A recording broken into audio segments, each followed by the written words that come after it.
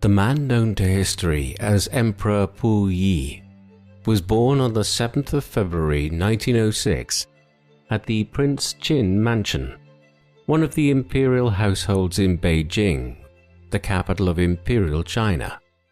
He was born a prince of the Qing or Manchu dynasty, which had ruled China since the middle of the 17th century.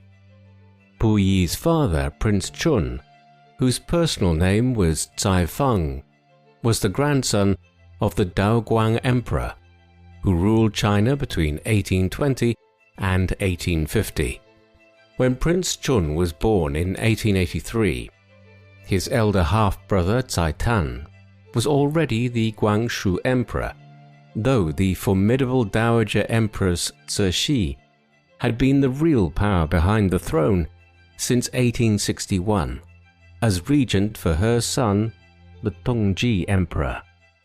In 1901, the 18-year-old Prince Chun traveled to Germany on a diplomatic mission to offer an official apology for the murder of a German diplomat, Clemens von Ketteler, during the Boxer Rebellion that had swept China since 1899.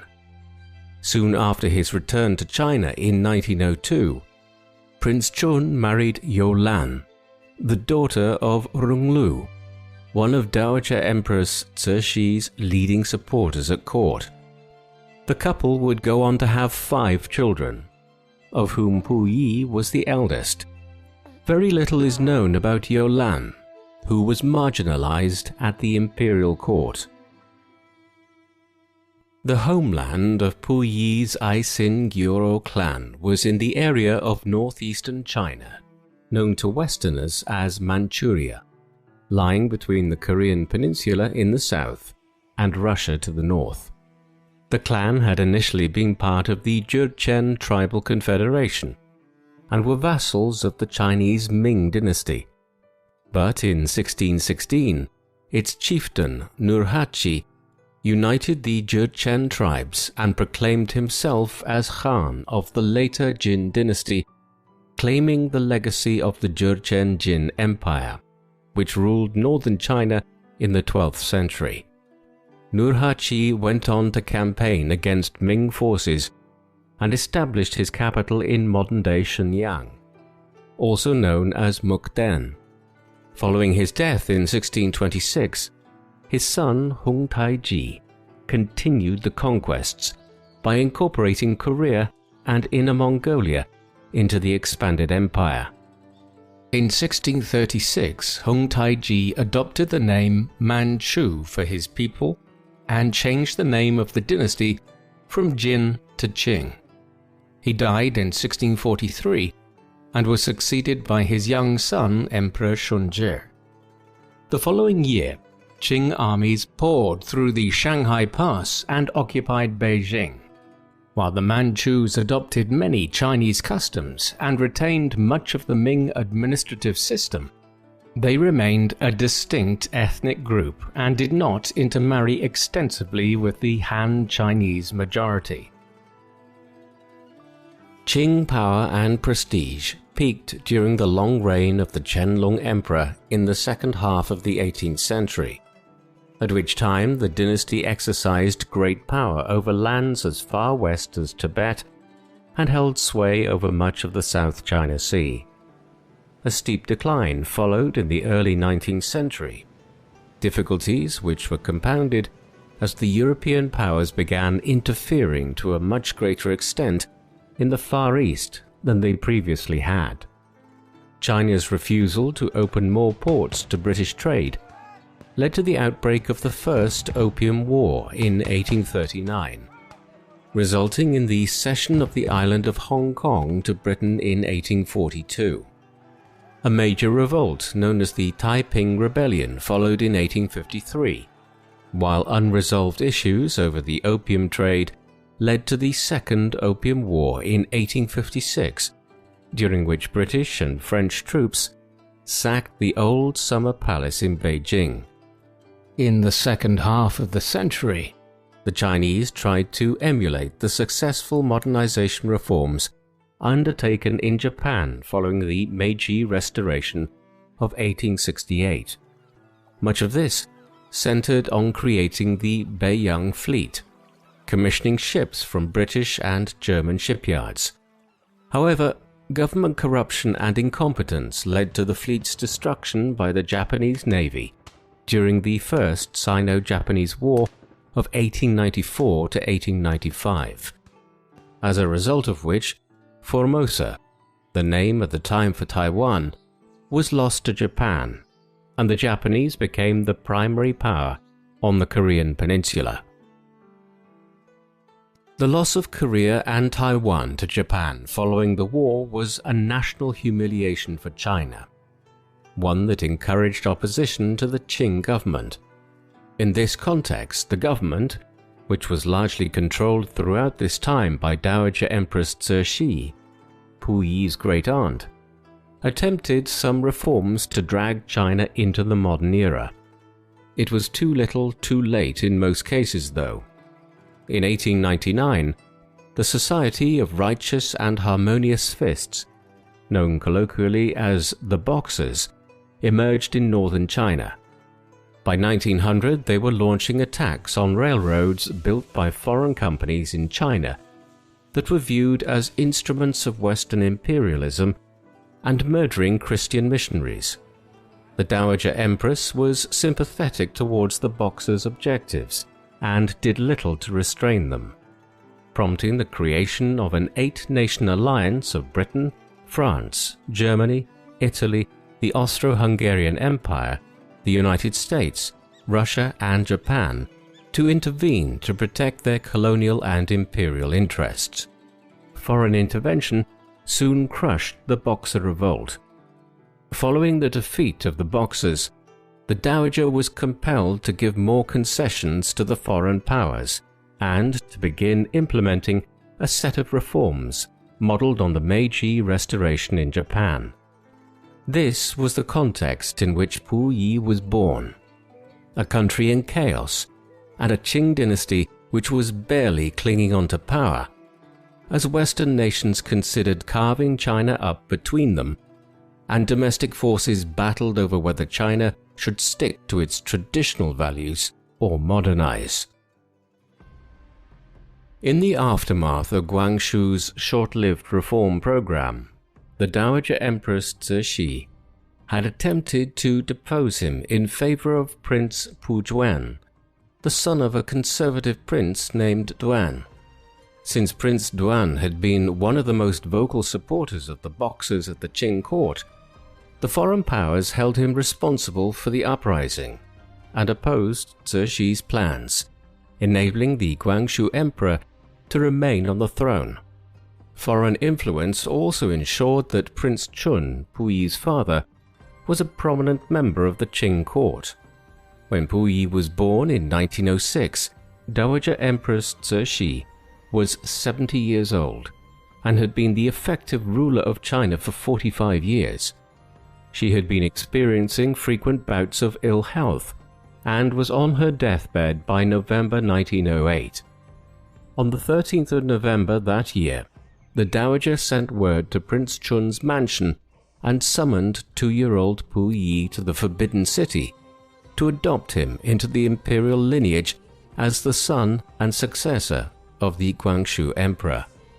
The childless Guangxu was only 37 years old, and by nominating Puyi as his successor, the Dowager was seeking to influence the political situation even after she was dead. In his autobiography, Puyi describes his refusal to be taken to the palace by the eunuchs, a crisis that was only resolved when his wet nurse was given special permission to carry him to the imperial palace. Upon seeing the elderly Dowager Empress's face, the boy burst into tears again and was dismissed soon from her presence. The following day, the Guangxu emperor died after a short illness, fueling rumors that he had been poisoned on the orders of Cixi. There would be no investigation. The Dowager Empress died herself the next day, hence a few months short of his 3rd birthday, Puyi was now created as the Xuantong Emperor. Xuantong meaning Proclamation of Unity, a name those around the child selected in an effort to bring the nation together, despite its many troubles. Puyi's coronation ceremony was held at the Forbidden City on the 2nd of December 1908. It was a cold day, and the child emperor was soon tired of all the pageantry and ritual. By the time Puyi ascended to the throne, he began to cry. Prince Chun, in a desperate effort to calm his son and avoid further unrest in front of the prostrating officials, gently reassured him. "Be patient. Everything will soon be over. It will soon be finished." The courtiers near the throne who overheard these words interpreted them as a bad omen for the longevity of the empire. The courtiers were right to be anxious, as a revolutionary movement led by Sun Yat-sen, known as the Tungmen-Hui or United League, was gaining a lot of support in southern China and amongst Chinese exiles in Japan. Although local disturbances instigated by Sun's supporters were pacified, he remained a dangerous thorn in the government's side.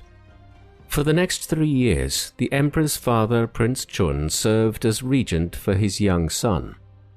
During his regency, Prince Chun introduced constitutional reforms, including an indirectly elected National Assembly, which urged him to introduce a constitution by 1913.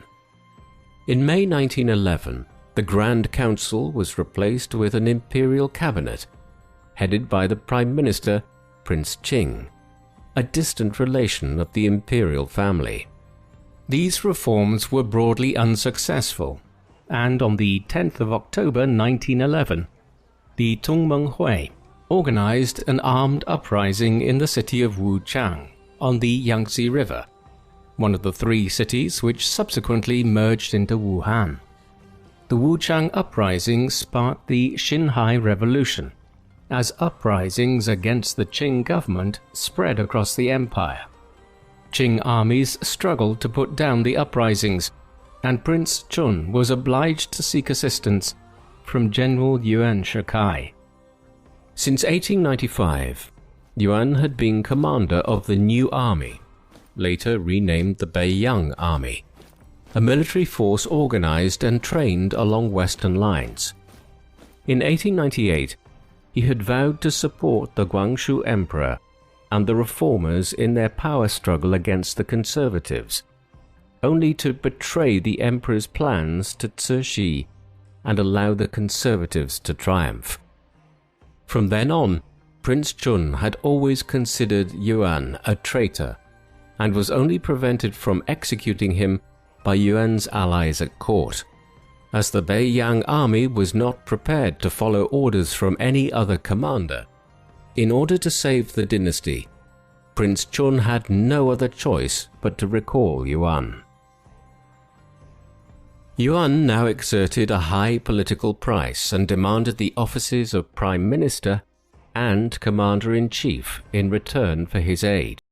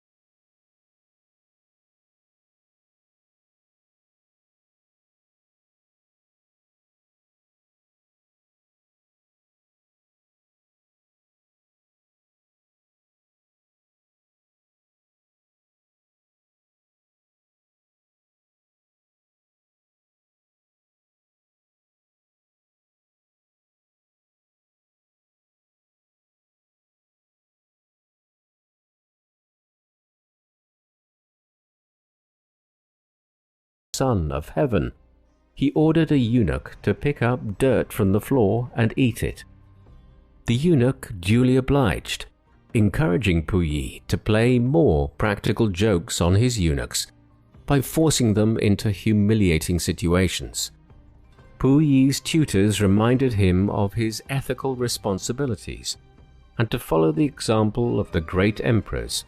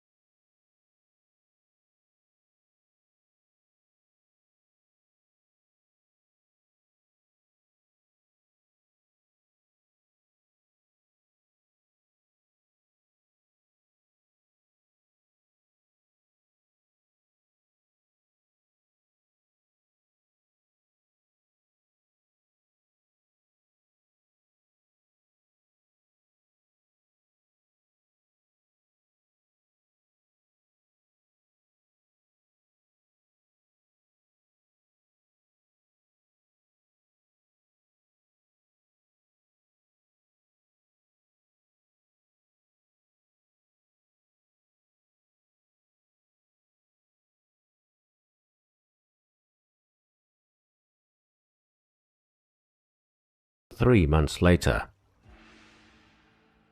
Yuan's death created a vacuum at the center of the Chinese government as his subordinates vied for power at the head of powerful armies.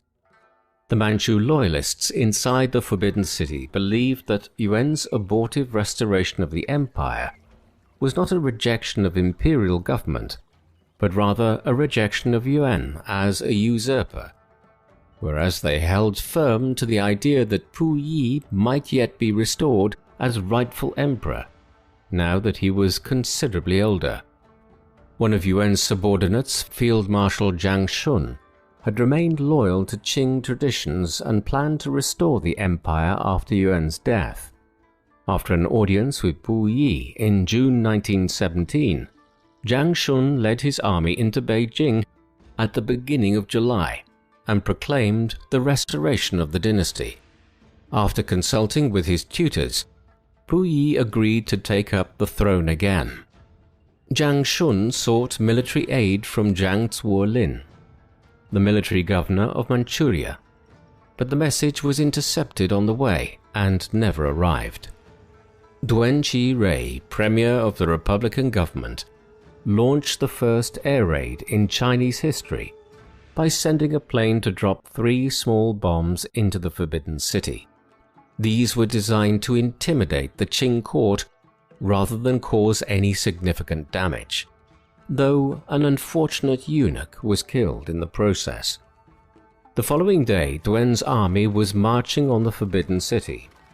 On the 12th of July, the attempted restoration of Puyi was abandoned, and he abdicated for a second time. In 1921, the year Puyi turned 15, the dowager consorts began to discuss plans for his marriage. He was presented with photographs of 4 girls and asked to choose one as his wife. His first choice, the 12-year-old Wen Xiu, was opposed by dowager consort Duen Kang, and eventually he was compelled to choose Wan Rong, the daughter of a wealthy Manchu aristocrat who was a similar age. As a compromise, Puyi was allowed to take Wen Xiu as his secondary consort, polygamy being a staple of the Chinese imperial court. On the 1st of December 1922, Puyi married both Wan Rong and Wen Xiu in an elaborate ceremony paid for by the Republican government. That evening, Puyi and Wan Rong went to the bridal chamber to spend the night together, only for the emperor to abruptly leave the chamber out of panic and return to his quarters, leaving his empress behind. The incident inspired rumors among the eunuchs about the emperor's sexuality. In his memoirs, Reginald Johnston wrote that Puyi and Wan Rong often rode their bicycles together, but a eunuch in the empress's household later claimed that Puyi rarely visited his wife at night and was always in a foul mood when he left her quarters in the morning. By the 1920s, Puyi was longing to leave the Forbidden City and study abroad. This was partly motivated by considerations of his personal security, as rival warlords were taking control of the government every few years, and Puyi feared that one day someone might seize power and execute him. At the same time, Puyi had found life in the Forbidden City stifling, and was inspired by Reginald Johnston's suggestion that he should go to study at the University of Oxford in England. Whenever Puyi raised the matter with his father and the palace officials, they advised him against it, since it would mean giving up the articles of favorable treatment that had been negotiated years earlier when he abdicated, and the palace staff would face an uncertain fate. In 1921, Johnston told Puyi about the telephone. Upon learning that there was one in his father's mansion, the emperor hoped to have one installed in the Forbidden City. The officials resisted vehemently, but eventually the teenage emperor's wish was granted. Puyi remained fond of practical jokes and often used the telephone directory to ring up celebrities before hanging up without saying a word. By the summer of 1922, Puyi submitted an official request to leave the Forbidden City. When this was turned down, he plotted with his younger brother Puyi to make an escape and raise money by selling scrolls and antiques from the palace.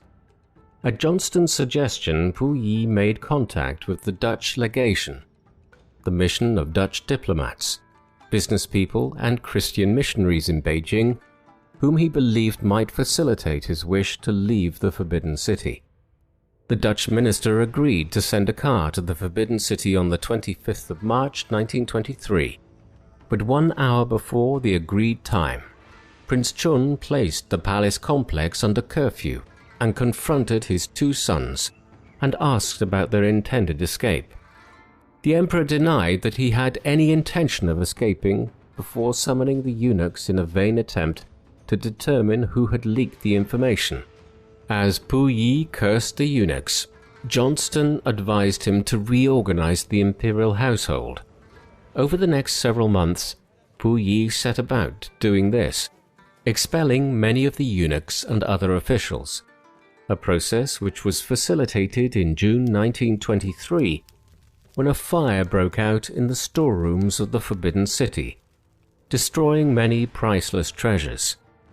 Puyi subsequently blamed this on the eunuchs and used it as a cover for his household reforms. Puyi was soon to be expelled from the Forbidden City as a result of events in the wider country. On the morning of the 5th of November 1924, General Fang Yuxiang rebelled against his superior commander Wu Peifu and occupied Beijing. Feng replaced the palace guard with his own men and cut off the palace's communications before sending an envoy to inform Puyi that he intended to abolish the articles of favorable treatment. A few hours later, Puyi and his wives were taken by car to Prince Chun's mansion. Upon arrival, Puyi informed the soldiers that he intended to live life as an ordinary citizen and that he had considered the imperial palace a prison.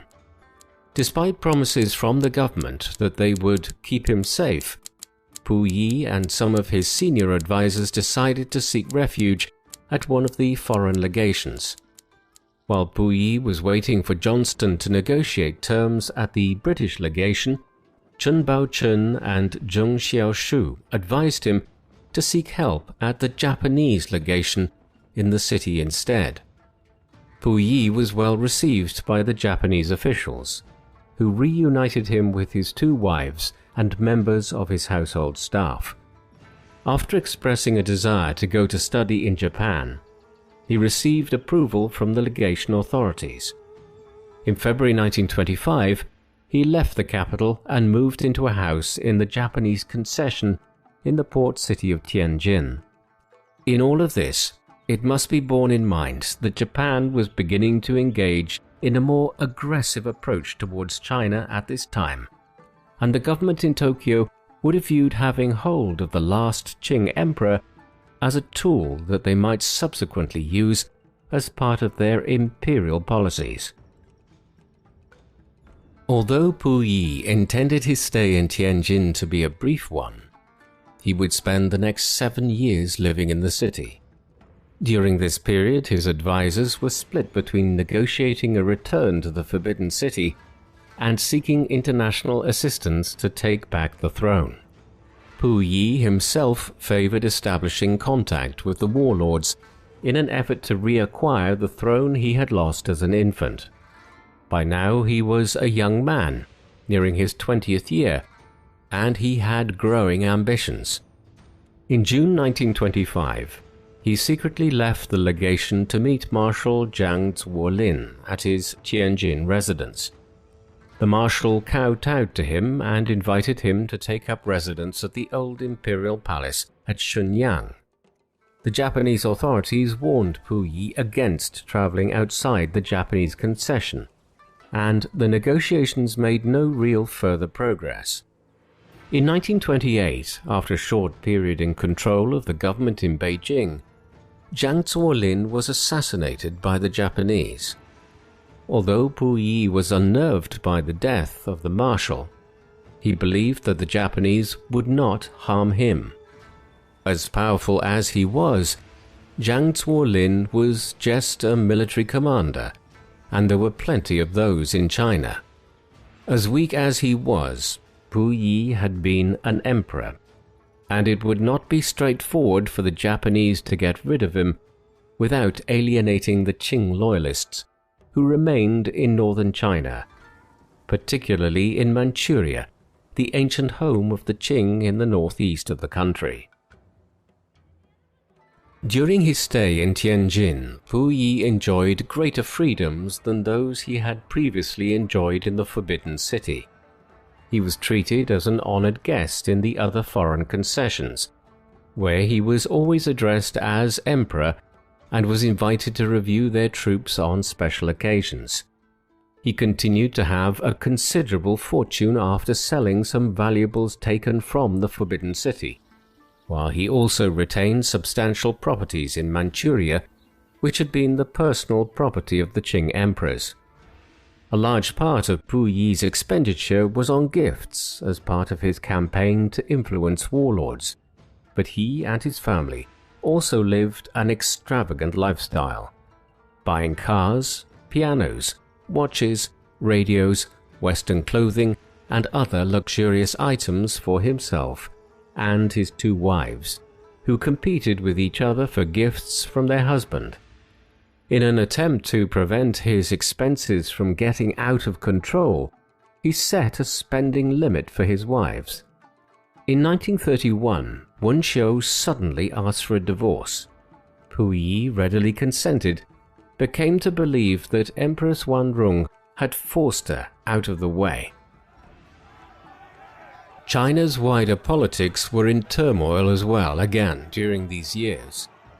In 1927, General Chiang Kai-shek, Sun Yat-sen's successor as the head of the Nationalist Party after the old leader died in 1925, launched his northern expedition against the warlords, a military campaign which was given its name as Chiang Kai-shek led his armies north from the south of China against the corrupt republican government of the warlords in cities like Nanjing, Shanghai, and Beijing. In June 1928, Chiang Kai-shek's subordinate General Sun Dianying desecrated and plundered the eastern mausoleum of the Qing emperors, which included the tombs of the Kangxi and Qianlong emperors, as well as the late Cixi. Puyi and the former Qing officials were furious and swore to avenge his ancestors and restore the great Qing. Puyi recognized that he could do nothing without an army, and the only military assistance he could access was Japanese.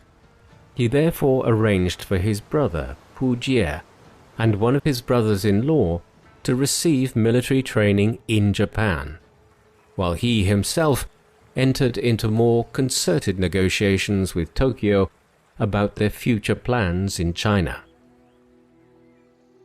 Over time, Puyi developed the ambition to rule in Manchuria, and the Japanese government would soon facilitate him, even if he would never hold anything more than some ceremonial power.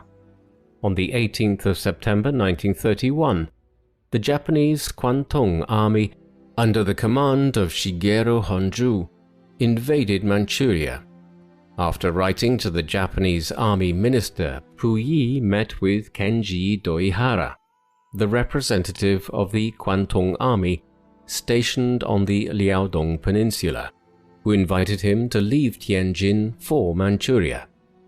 Doihara promised Puyi that the Japanese had no territorial ambitions in Manchuria and hoped to set up an independent state for the Manchu people, whom, he argued, had been suffering there as a result of the endless Chinese civil wars and power struggles. After being promised that he would enjoy full powers as an emperor with an alliance with Japan, Puyi accepted the offer. While Puyi made arrangements to leave Tianjin, Chen Baochun and several of his other Chinese advisors were horrified and begged him to reconsider. 3 days later, an envoy from Chiang Kai-shek's nationalist government based in Nanjing offered to restore Puyi to the Forbidden City under the same terms he had lived there in the 1910s and early 1920s if he desisted from his present course. The former emperor would not be dissuaded, though. Puyi left Tianjin on the 10th of November on a Japanese boat and arrived at Manchuria on the 13th. Upon his arrival there, he was surprised to find that his advisors were still negotiating with the Japanese about the political arrangements of the new Manchurian state. In February 1932, the Japanese announced that the new state of Manchukuo, or Manchu country, would be a republic, with Puyi as its chief executive based in Changchun, the capital of Liaoning province. Puyi was outraged at this breaking of the terms he had agreed earlier with the Japanese, but he was convinced to accept these arrangements after being reassured that they would only be in place for a transitional period until the establishment of an imperial government. On the 8th of March, Puyi arrived at Changchun to assume his new office in the presence of the Japanese general Honju and a group of Manchurian princes. He proceeded to appoint his prime minister Zhong Xiaoshu, the official who had attempted to reform his household at the Forbidden City and who had been one of the loudest voices calling for Puyi to seek the support of the Japanese. Although Puyi regarded the office of chief executive as a stepping stone to the restoration of the great Qing Empire, he soon discovered that his wide-ranging powers as chief executive only existed on paper. All political decisions were instead made by Japanese deputy ministers, who answered to the Kwantung Army. In August 1932, when Zhong Xiaoshu presented to Puyi an agreement with Japan, in which the Japanese would effectively have control of the Manchurian economy, Puyi recognized that this was already reality and signed the document. In September, Marshal Nobuyoshi Muto replaced Honju as commander of the Kwantung Army, but Puyi's hopes that the new commander would be more sympathetic to his demands for real political power soon proved illusory. The Japanese invasion of Manchuria had provoked an international outcry, and the League of Nations sent a commission of inquiry chaired by Lord Victor Bulwer-Lytton to investigate the matter.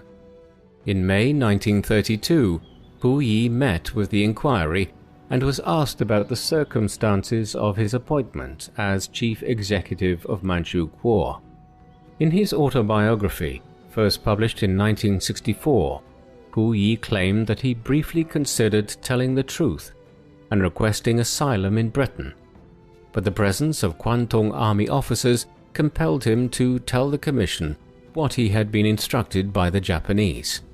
Puyi and his advisors were encouraged when the Lytton Commission published its report in October condemning Japanese aggression and recommending Manchuria be placed under international control. However, the League of Nations was unable to enforce its recommendations. Japan withdrew from the League in March 1933 and continued to extend its authority in northern China. Chiang Kai-shek's government in China, which was more interested in fighting the Chinese Communist Party than in confronting Japan, offered little resistance in response. Later that year, Puyi sent a trusted Japanese police officer to negotiate directly with the Japanese government in Tokyo, and in October 1933 he was informed that Japan was prepared to allow him to become an emperor. An elated Puyi sent for a set of yellow dragon robes to be brought from Beijing for the coronation, only to be informed by the Japanese that he could not wear the outfit of the emperor of the Great Qing as Emperor of Manchukuo. The Japanese were unwilling to allow this, as it might open the possibility that Puyi would try to claim the imperial title of China years later, when they had invaded the rest of China, something which was being planned for in Tokyo already.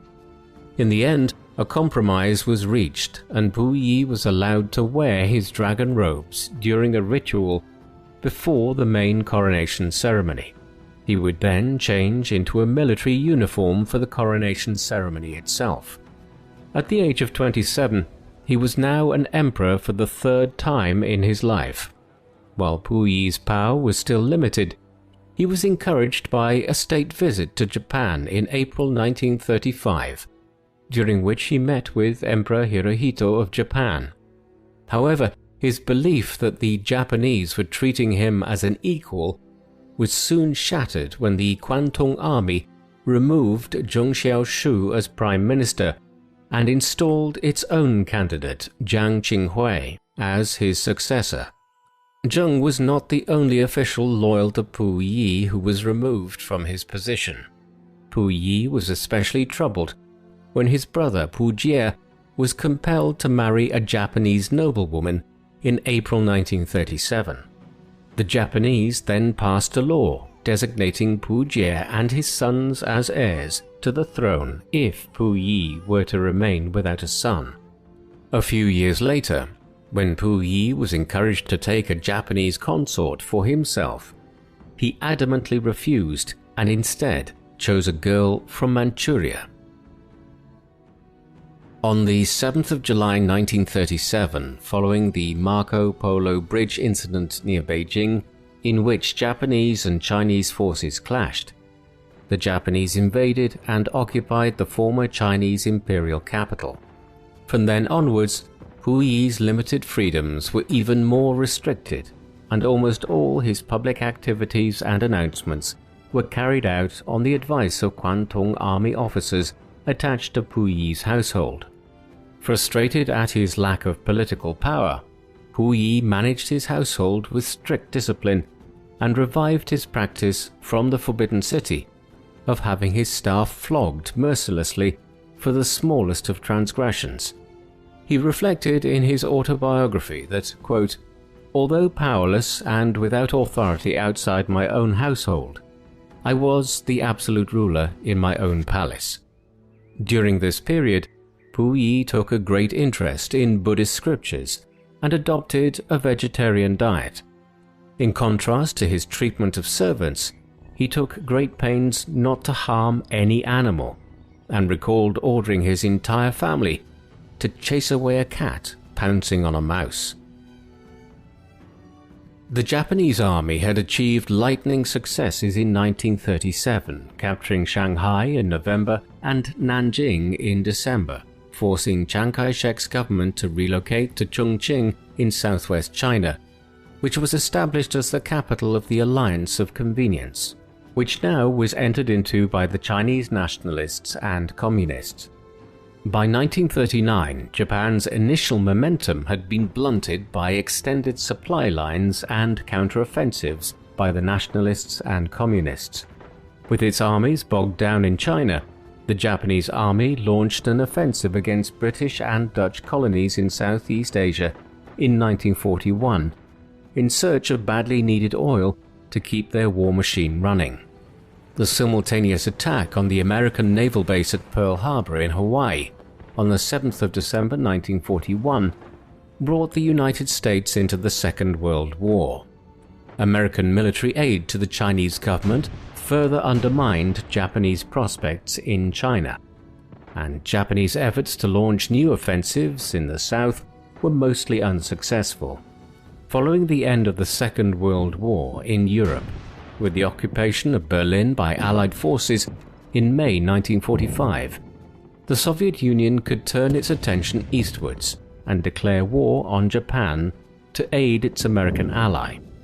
As the Russians invaded Manchuria, Puyi and his staff fled from Changchun.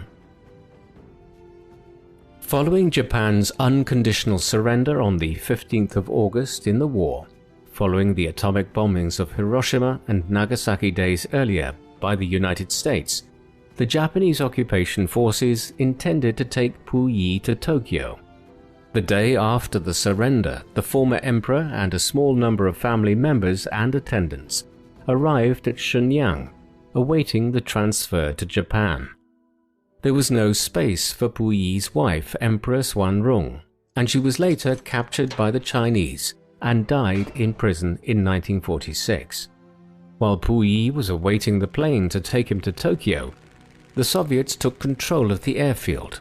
The following day, he was placed on a Soviet plane bound for the Siberian town of Chita, where he stayed for a few months before being transferred to Khabarovsk, close to the Chinese border. Although his attendants no longer dared to address him as emperor, Puyi was generally well treated as a Soviet prisoner. He had entertained notions that since the Soviet Union had been allied to Great Britain and the United States during the Second World War, he might be allowed a comfortable exile in Britain or America. His main priority was to avoid returning to China, and he wrote directly to Soviet leader Joseph Stalin, seeking to stay permanently in the Soviet Union. While Stalin did not grant these requests, he also refused Chiang Kai-shek's demands to extradite Puyi to China. In August 1946, Puyi was sent to Tokyo to give evidence before the International Military Tribunal for the Far East and detailed his treatment by Japanese officials. He directly accused them of war crimes, but when he was asked about his own motivations for establishing contact with Japan and going to Manchuria, he perjured himself by claiming that he had been forcibly taken by the Japanese. In his autobiography, Puyi argued that he tried to understate his role out of the fear that he would face trial in China and be executed as a collaborator. During his stay in the Soviet Union, Puyi received updates about the course of the Chinese Civil War from a Chinese-language Soviet newspaper and his Russian interpreters. After evacuating Manchuria, the Soviets handed control of the region to the Communists, and General Lin Biao used the military equipment left behind to launch an offensive in central China. At first, Puyi and his fellow prisoners did not believe the reports of communist successes, but eventually recognized that the nationalists would be defeated. Puyi himself did not have any particular preference for either side, realizing that both the nationalists and communists intended to execute him if he ever returned home. On the 1st of October 1949, Mao Zedong, leader of the Chinese Communist Party, proclaimed the founding of the People's Republic of China at the Gate of Heavenly Peace in front of the Forbidden City in Beijing. Following negotiations between Mao and Stalin, and much to Puyi's dismay, a deal was soon brokered for the last emperor to be sent back to China. Puyi boarded a Russian train to that effect on the 31st of July 1950. Reaching the border the next day, he was transferred to a Chinese train, still convinced that he was being led to his death. The following morning, as the train stopped at Changchun, Puyi believed that his former capital would serve as the site of his public execution, only for the train to continue on its journey. When Puyi and his fellow Manchu Kuo prisoners left the train at Shenyang, the city where Hong Taiji had proclaimed the Great Qing Empire more than 3 centuries earlier, his fears that he would soon meet his death were reinforced when an officer read a list of names from a piece of paper and took them away by car. Puyi relaxed slightly when informed that he and the other prisoners on the list were to be taken to the nearby city of Fushun to rest. Puyi's spirits dropped upon arrival at his new residence, a military prison officially known as the Fushun War Criminals Management Center, a facility that also held Japanese and Chinese nationalist prisoners. He was pleased to share his cell with family members, including his brother and father-in-law. They were given communist books and newspapers and instructed to study among themselves. Their hopes were encouraged when they read an article in a newspaper that suggested that the Manchu Kuo prisoners were being sent to study because the communist government had a shortage of talent and hoped to employ them. For propaganda reasons, the communist authorities had decided to pursue a program of reform and re-education for the detainees at Fushun. If the last Qing emperor could be converted to agree with communist principles, Mao and his associates believed, so could anyone else in China, or at least this is the message which they wished to present to the Chinese people. Not long afterwards, Puyi was moved into another cell and separated from his family. He had spent his whole life having people attend to him and struggled to dress himself, brush his teeth, and serve his own food. When the director of the facility reprimanded him for failing to take care of his appearance, Puyi felt humiliated. In October 1950, the detainees of the Fushun prison were moved to Harbin following developments in the Korean War that had broken out between Communist North Korea and a Western-backed South Korea. Following the initial invasion of the South by the Communist North, the United Nations had organized a military intervention led by the United States, which changed the course of the war, and by October, American forces were approaching the Yalu River on the Chinese border in North Korea, prompting the Chinese People's Liberation Army to intervene directly in support of North Korea. Puyi and his family believed that the Americans would defeat the communists and occupy Manchuria, and that the communist authorities would execute them once they realized all was lost. With this mindset, Puyi refused to believe reports that Chinese and North Korean armies had driven the Americans back and captured the South Korean capital of Seoul in January 1951. Though the South recaptured Seoul a few months later, the war front soon stabilized, and peace talks began, enabling Puyi to feel more secure. While at Harbin, the re-education program designed to reform Puyi and his fellow prisoners into model communist citizens gathered pace. Puyi was encouraged to write memoirs about his life and consider how he had lived. In an effort to demonstrate his desire to reform himself, Puyi took a set of Emperor Qianlong's seals from the 18th century which he had hidden in his bag after carrying them with him for many years, and presented them to the authorities as a gift to the Chinese government. The scheme backfired, since this aroused suspicions that Puyi had other hidden treasures with him, ones which he hoped to sell one day to finance a comfortable life in exile. After much hesitation, Puyi admitted that he and his followers had possession of over 400 items of jewelry and other valuable items, and apologized for keeping them secret from the prison authorities. While Puyi was praised by his jailers and his fellow cellmates for owning up to the possession of the treasures, he soon came under further pressure about his complicity in the crimes committed by the Japanese during the war.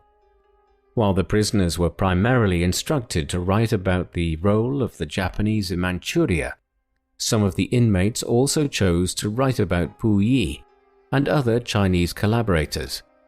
Puyi was subjected to intense questioning about the atrocities he had witnessed and asked why he did not protest to the Japanese. When he expressed remorse about his crimes and mistakes, he was encouraged to be more specific. He then proceeded to set out in detail his contacts with the Japanese while in Tianjin. As the years went on, Puyi was increasingly subjected to humiliation by men who had previously exalted him as an emperor. In 1953, the prisoners began to spend 4 hours every day making cardboard boxes for pencils for a pencil factory in Harbin. Utterly unaccustomed to any form of manual labor, Puyi was by far the slowest of the group and often made mistakes which were remarked on. When the prisoners decided that they would form a production line to speed up the process, With each person carrying out a specific task, Puyi struggled to keep up with the others, and soon a stack of unfinished pencil boxes was piling up awaiting his attention. The sustained mockery from one particular inmate caused Puyi to fall ill and confined him to bed for 2 weeks, during which he recalled his childhood and cursed Cixi's decision to make him emperor so many years earlier when he was just an infant. After his recovery, he told the director that his incompetence was down to his upbringing within the palace. And at the next group self-criticism session, he shouted a series of denunciations at the imperial system until he was hoarse. In March 1954, the Re-Education Center was moved back to Fushun, where Puyi remained for the next 5 years.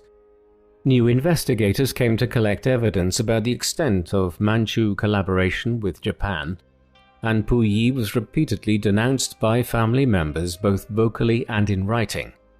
One of the denunciations referred to a note Puyi had written back in the late summer of 1945 to the Japanese, calling on them to resist Soviet invasion to the last man, while others contrasted his sadistic beatings of his servants with his claims that he was a Buddhist and had never hurt a fly. After being presented with these comments, Puyi realized that there was nobody left who was prepared to treat him with the respect due to an emperor. When he defended himself by arguing he had acted under duress from the Japanese, he was presented with many examples of Manchurians who had bravely resisted Japanese interrogation and torture and survived the ordeal. In 1956, the officials at Fushun decided it was time for the inmates to observe the economic developments taking place in the new socialist China. Although Puyi and some others were afraid that the locals might recognize them and cause them harm, these visits usually occurred without incident. Puyi expanded his contact with the outside world when an uncle was allowed to pay him a visit to tell him of the fate of the imperial Aisin Gyoro clan. Under Chiang's nationalists, many Manchus were discriminated against and adopted Han Chinese surnames. But after the communists came to power, many of them felt they could acknowledge their true ethnic identity. The communist government had also appointed several of Puyi's relatives to various political and cultural bodies. The knowledge that many of his family members were not only alive but doing well brought Puyi to tears. Every Chinese New Year, the detainees of the Fushun Center put on plays on subjects designed to reinforce the communist worldview. Puyi had only helped with stage decorations before, but in 1957 he performed in a short play about the Suez Crisis in Egypt. In 1958, the Re-Education Center began organizing the detainees into labor groups, and Puyi was placed into the medical group with 4 others. Although he initially struggled to carry out his tasks, he was supported by the doctors at the center's clinic and gained new confidence in his abilities. In September 1959, ahead of the 10th anniversary of the founding of the People's Republic of China, Chairman Mao issued a special pardon for reformed war criminals and counter-revolutionaries. This news encouraged the detainees to be more diligent in their ideological studies in an effort to be the first ones to be released. The communist authorities decided that Puyi had genuinely been reformed and was committed to the new government. Thus, on the 4th of December 1959, after 9 years in captivity in China, Puyi received his pardon. He arrived at his native Beijing 5 days later, where he was received by family members he had not seen for decades. As he walked around Beijing to start his new life in his mid-50s, the last emperor of China felt as though he was liberated for the first time in his life. There were still many things he had to learn about the world around him. On his first visit to a barber shop, he was fascinated by a hairdryer and asked the barber whether it was used before or after the haircut. As he waited for a bus, he courteously allowed a woman to board ahead of him without being aware that she was the female conductor, who promptly closed the doors behind her, leaving him at the bus stop. While on a tour of the Forbidden City organized for the pardoned criminals, Puyi served as special tour guide and was surprised to see the palace buildings in a better state of repair than they had been when he was a child and the master of the complex. In March 1960, Puyi spent a year working part-time at the Beijing Botanical Garden. The following March, he was given a job to organize historical materials concerning the late Qing dynasty and the warlord era. All of this suited the propaganda purposes of the regime. In 1962, Puyi was chosen as the representative of the Manchu people at the Chinese People's Political Consultative Conference, an advisory body to the government that included representatives from outside the Communist Party. The same year, he married Li Shuxian, a 38-year-old nurse. Puyi began giving regular press conferences praising the communist government. During his spare time, he worked on his autobiography along with Li Wenda, an editor at the government's People's Publishing Bureau, who made sure that its contents were in line with the communist government's message. The book was finally published in 1964 and subsequently translated into several foreign languages, selling well owing to interest in the strange life of China's last emperor. It would eventually be adapted into the 1987 film The Last Emperor, directed by Bernardo Bertolucci, which won several Oscar awards including Best Picture and Best Director. Puyi's health soon began to decline, and he found himself regularly in hospital receiving treatment for cancer.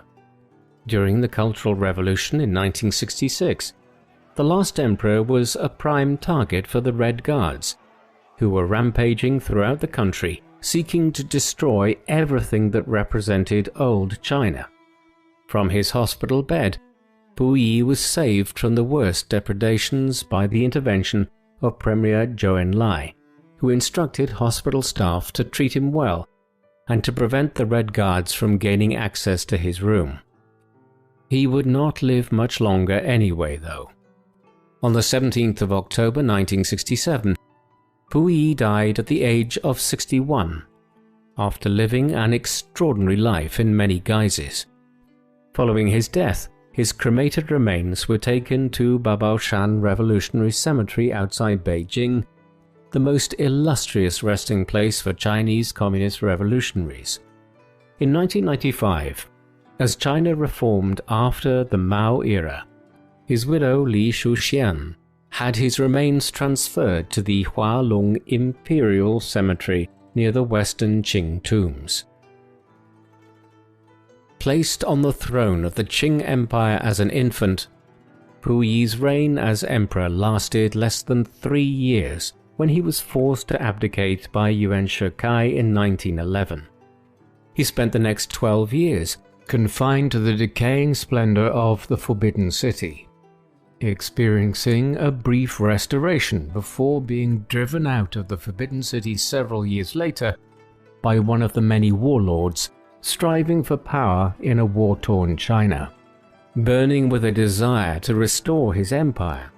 As a young adult, he collaborated with the Japanese in Manchuria and realized far too late that Japanese interests were very different from his own.